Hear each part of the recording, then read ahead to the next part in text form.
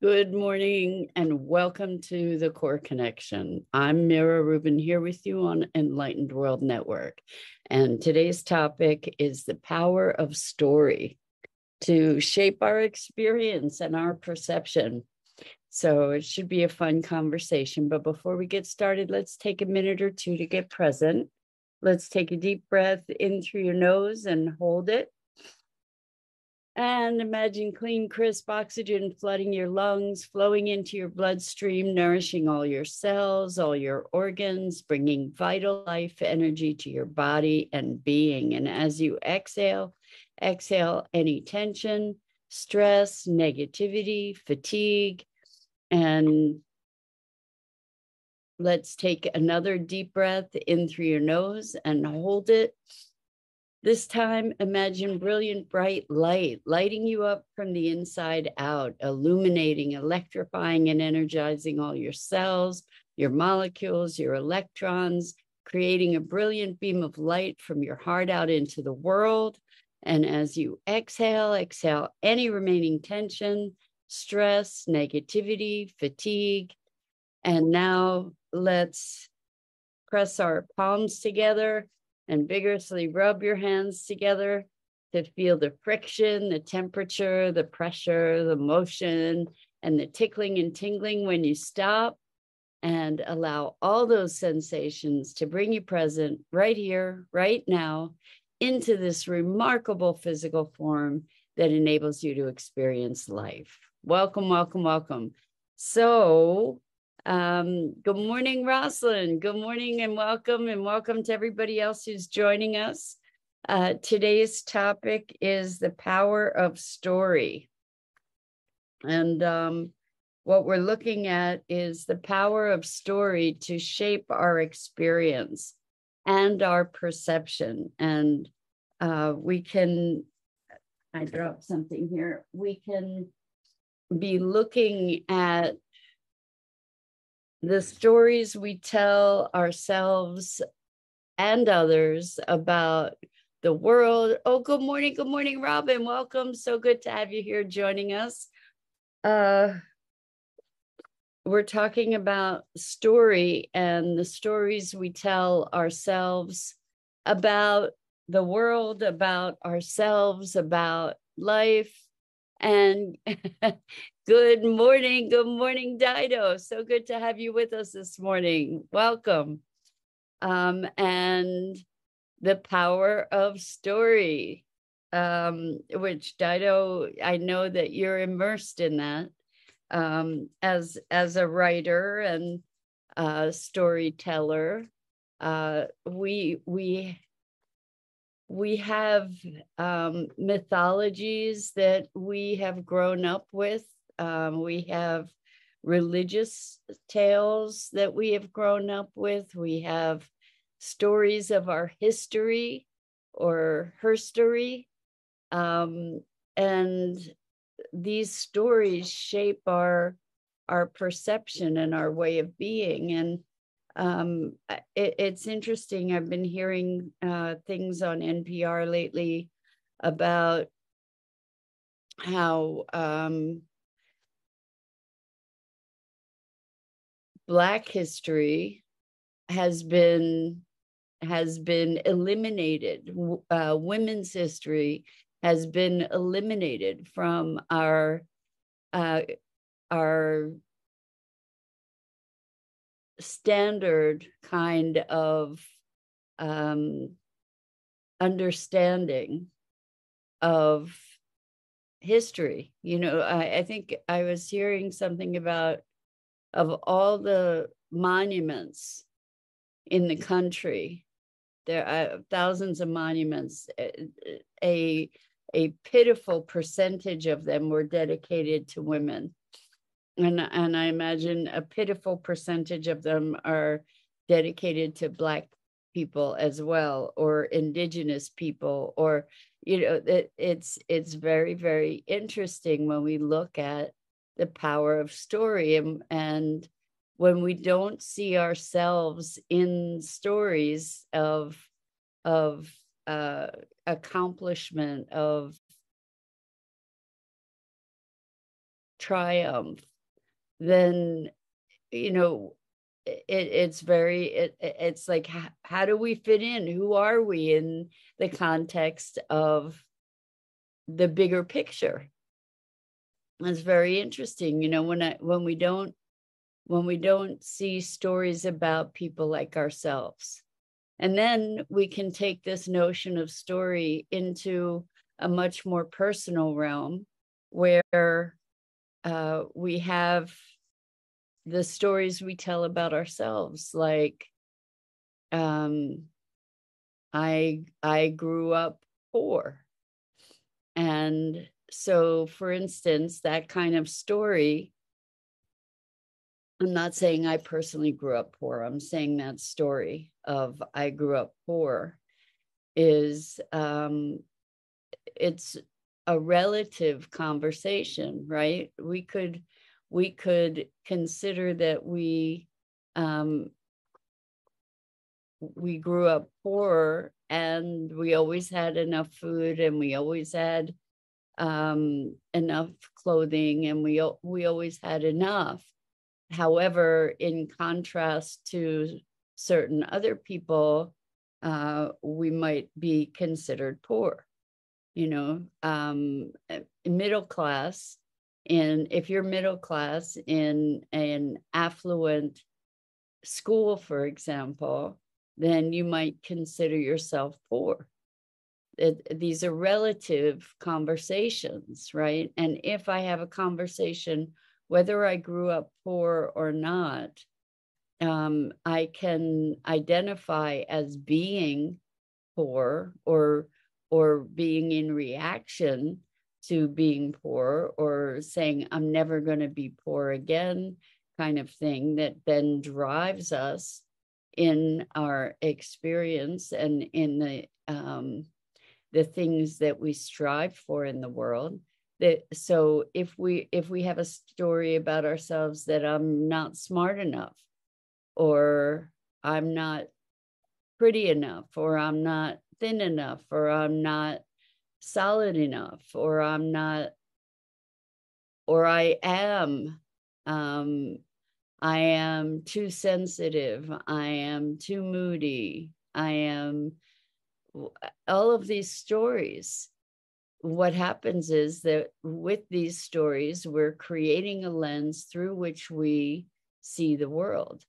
We can create stories that are uplifting. We can create stories that are debilitating. And we often interact with our stories and the stories of history or of the world, of creation, of whatever.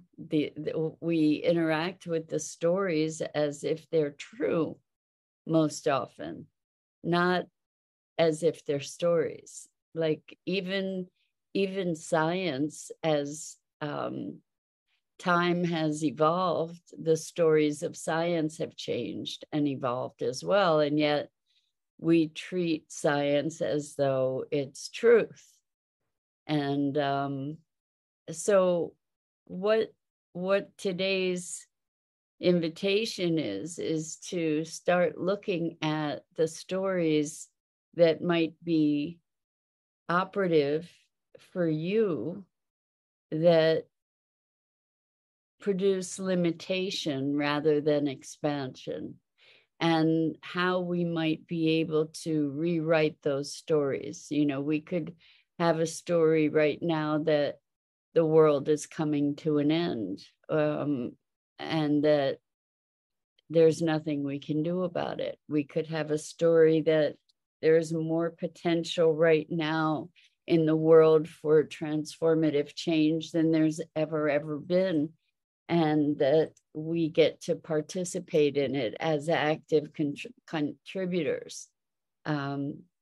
We are meaning-making machines as human beings, and we can make up stories that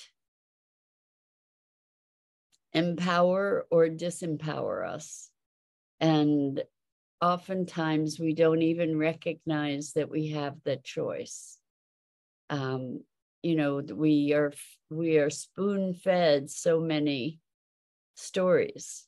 We are spoon-fed perspectives without even realizing that we're being conditioned into certain beliefs about what is true, when in fact these perspectives that we're being exposed to or conditioned with are narrowed and focused. Good morning, good evening, Gia. Welcome. It's great to have you here with us.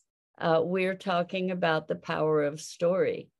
And I can attest to the power of story in terms of personal growth and evolution, as I have watched my story evolve over years, you know, where the story itself changes and transforms as I change and transform. Things that I used to have such profound conviction about, that I experienced as true, have changed.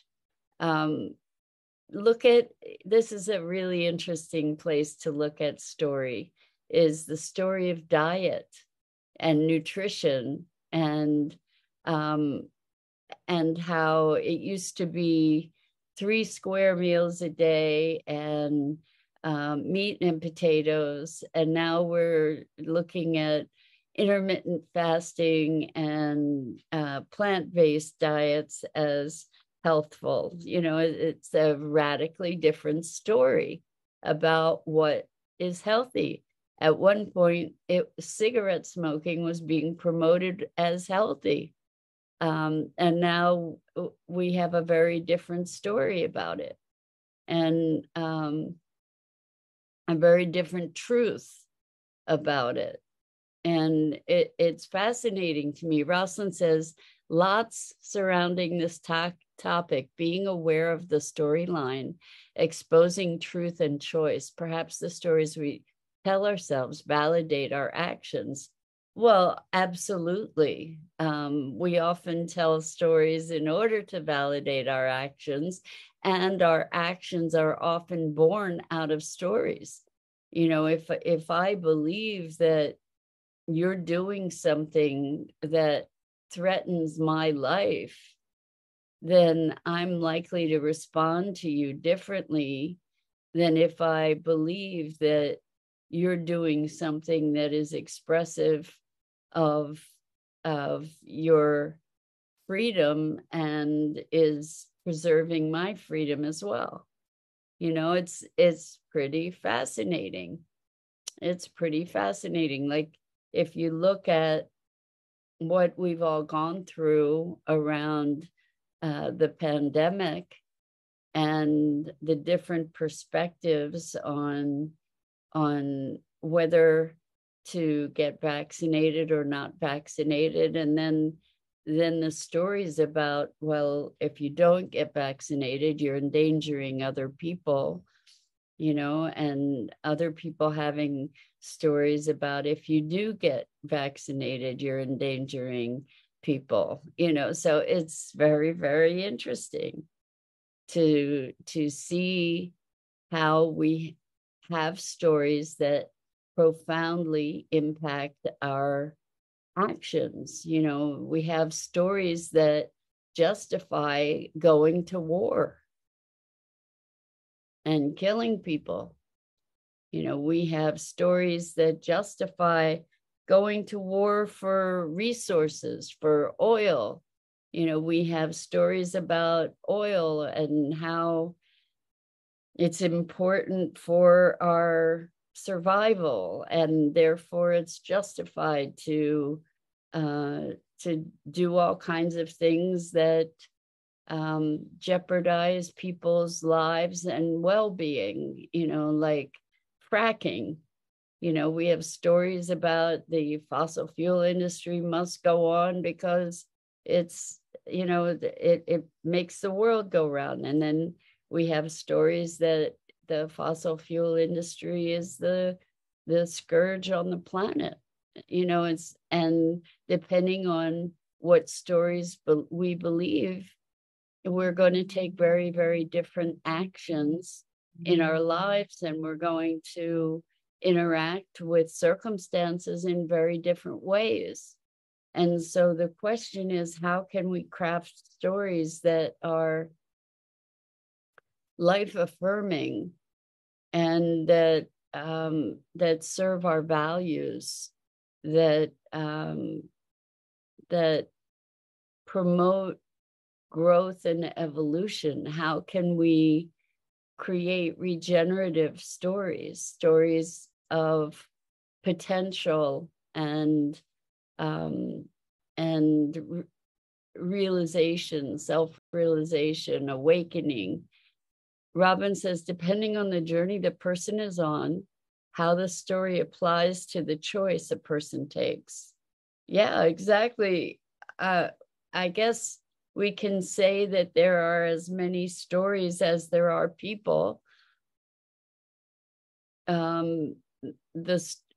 It's kind of a chicken and egg thing, where the story precipitates action, and action precipitates a story, where we can be accelerating the momentum. The question is, how do we step out of the thrall, the hypnosis of the story? How do we step out to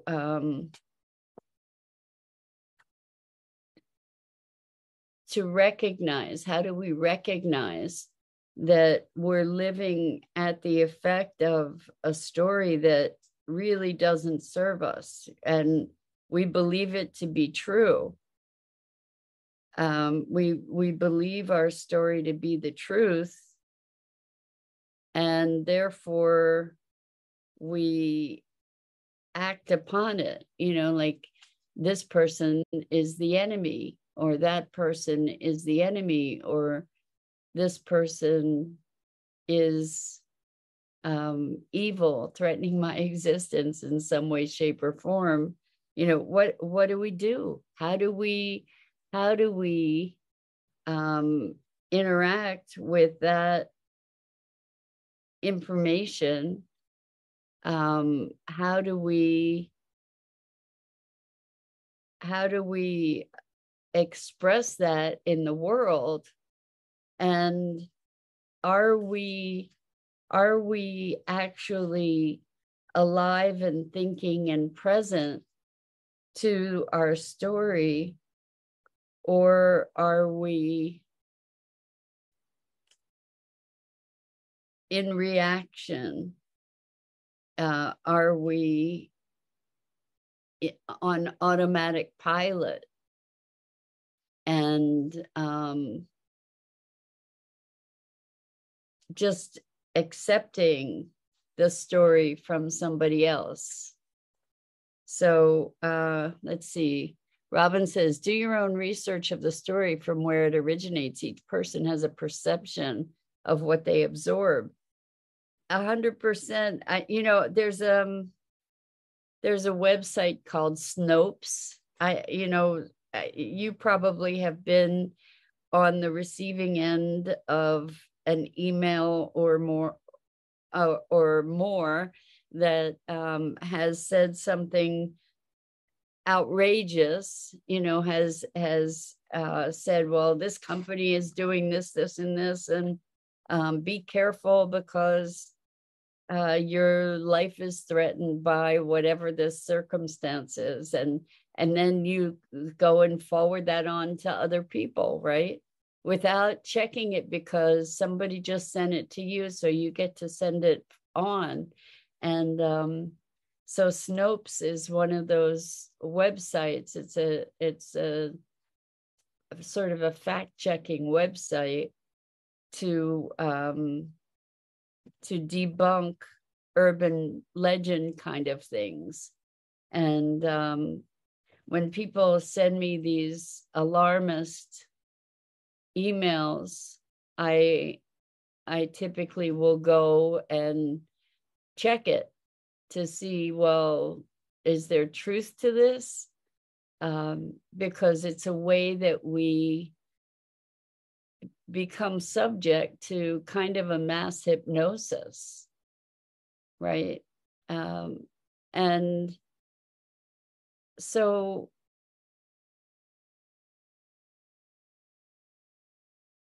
I think we get to be cognizant of the stories we tell to ourselves and to others. So Dido says, yes, I've been doing research lately on the original stories from around the time of King Arthur. I'm finding that during the Middle Ages, the women were either written out or demonized. Well, we can look to religion for that too, right, Dido? And how wonderful that you're finding new her story that is creating a new perspective on what the past has been, what the truth might be about the past. It's remarkable how women have been written out of history in so many cases, and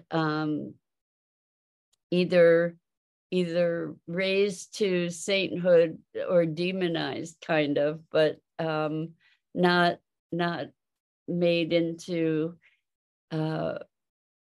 part of life somehow. Look at American history. Native American peoples have been written out of our history pretty much. Black people have been written out of our history. Hispanic people have been written out of our history. It's just so fascinating, the stories. And there's a wonderful series on, I forget if it's on Gaia TV or Netflix, or I think it might be on Netflix, called, oh boy, what's it called?